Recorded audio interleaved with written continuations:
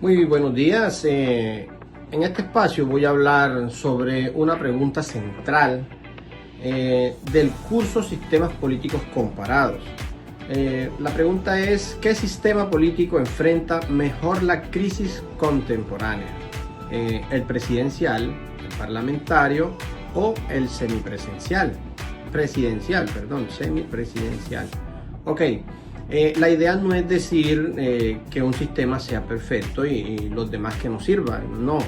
Más bien se trata de comparar cómo funcionan cada uno cuando aparecen crisis sanitarias, crisis políticas, crisis económicas o institucionales.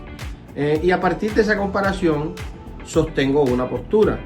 Considero que el sistema parlamentario, cuando tiene partidos fuertes, controles efectivos y respeto por los derechos, ofrece mejores herramientas para enfrentar las crisis actuales.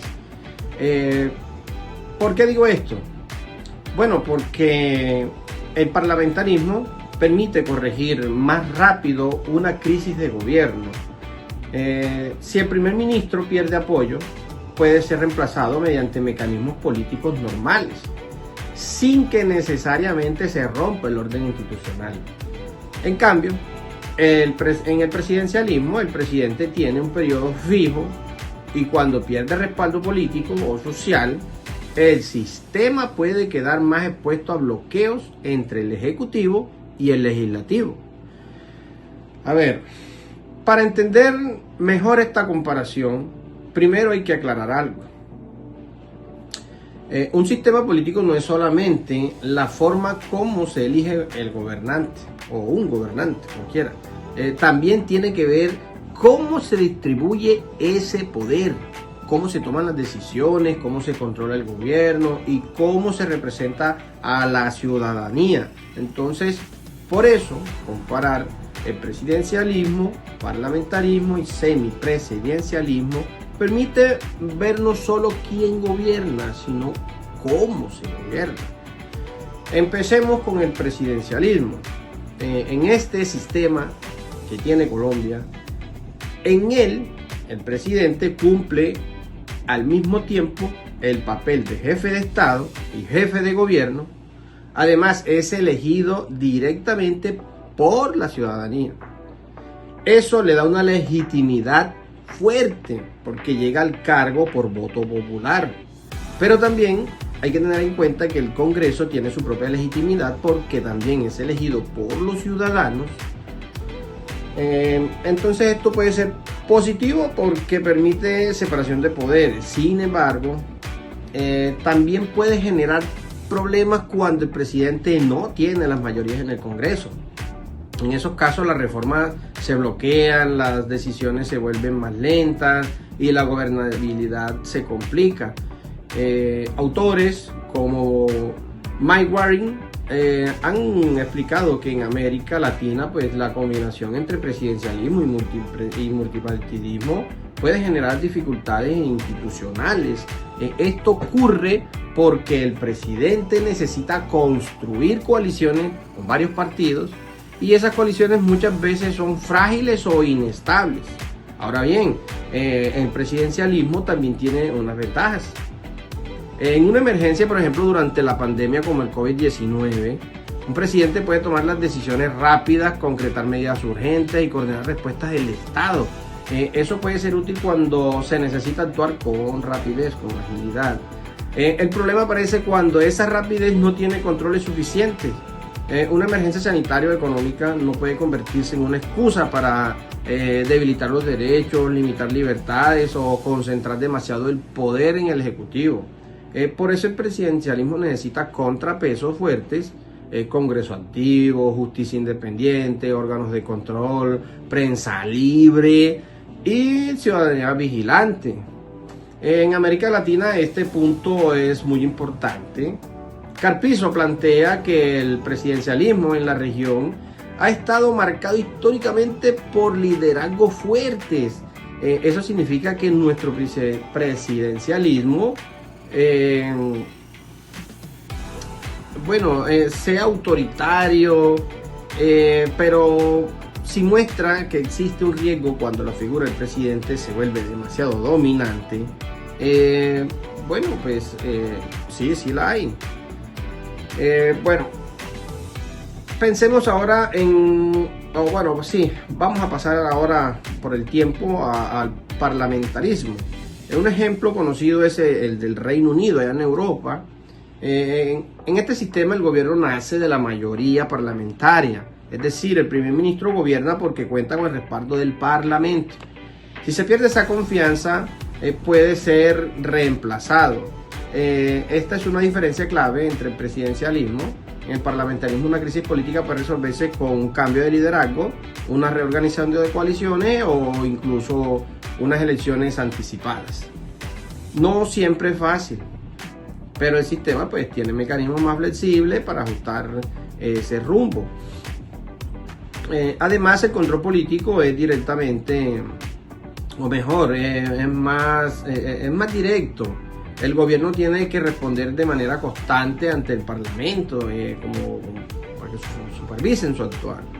Debe explicar sus decisiones, defender sus políticas y mantener el respaldo de la mayoría de ese Parlamento.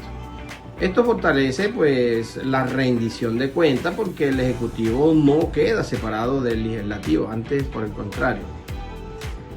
También hay una ventaja que en términos de representación, cuando los partidos son fuertes y las reglas son claras, el Parlamento puede facilitar ese pluralismo político.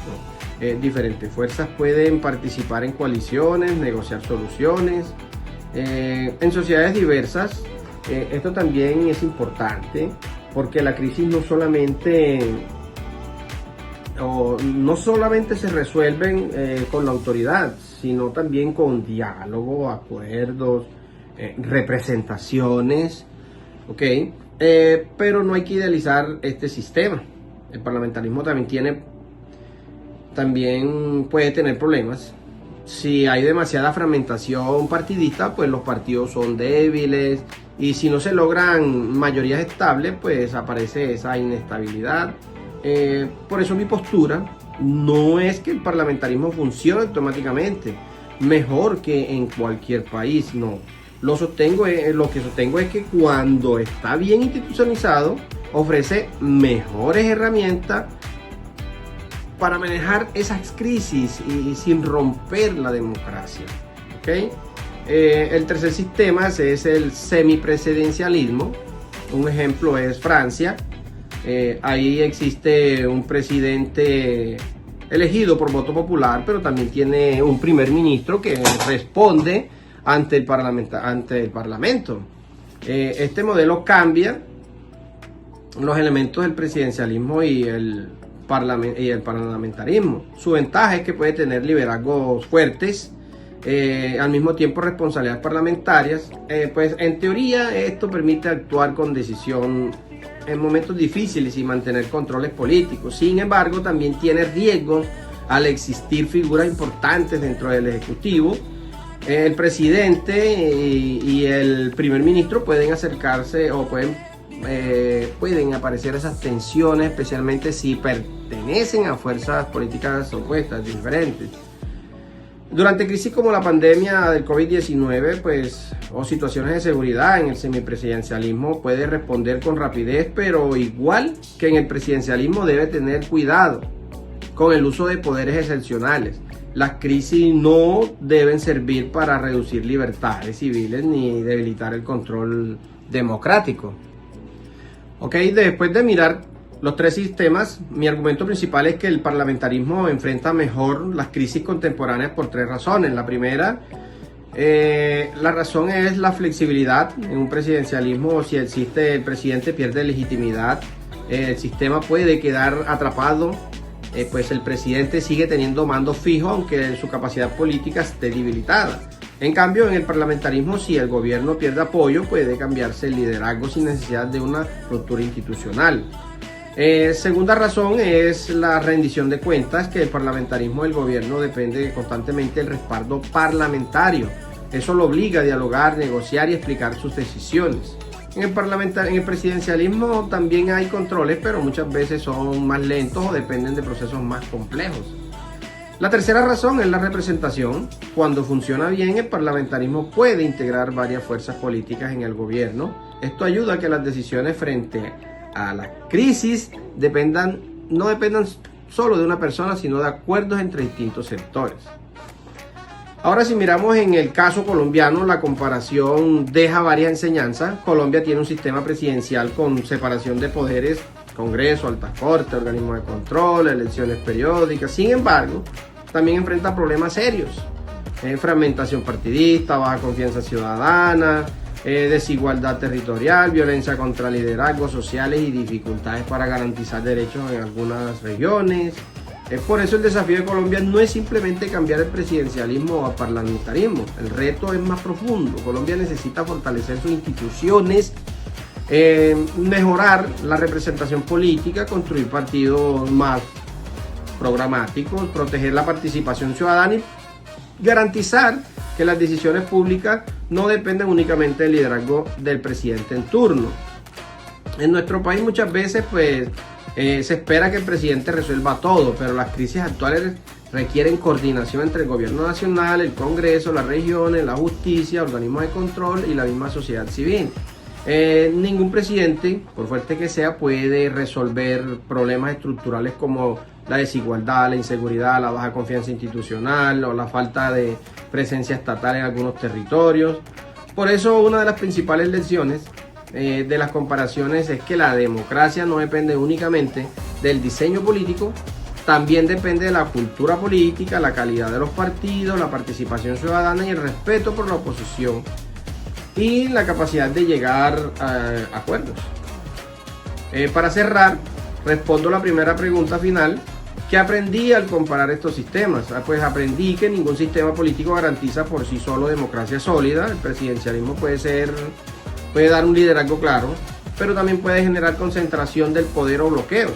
El semipresidencialismo combina liderazgo y control parlamentario, pero puede producir tensiones dentro del Ejecutivo. Y el parlamentarismo ofrece flexibilidad y control político, aunque necesita partidos fuertes y mayorías responsables para funcionar bien.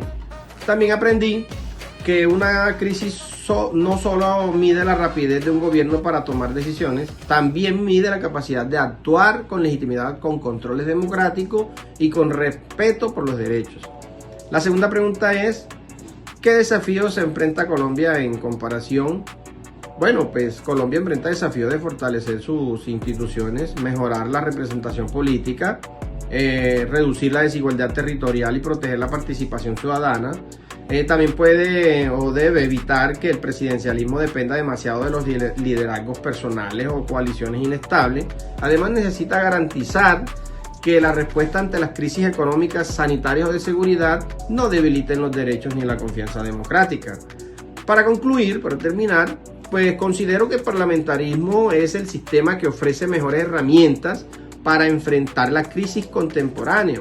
Por eso permite mayor flexibilidad, control político y capacidad de ajuste institucional. Sin embargo, su éxito depende de partidos responsables, instituciones sólidas y culturas democráticas. Para Colombia, la enseñanza principal no es copiar mecánicamente otro modelo, no, sino fortalecer esos controles, mejorar la representación, ampliar la participación del ciudadano y construir una democracia capaz de responder a las crisis sin sacrificar sus derechos ni libertades. Muchas gracias.